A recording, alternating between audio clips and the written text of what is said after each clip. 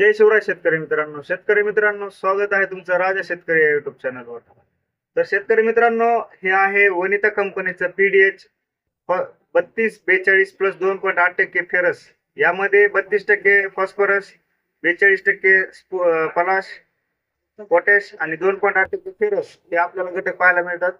तर शेतकरी मित्रांनो, हे फ्लोरा अवस्थेमध्ये फार महत्वाचा असा ग्रेड आहे, जे की स्पेशालिटी ग्रेड आहे.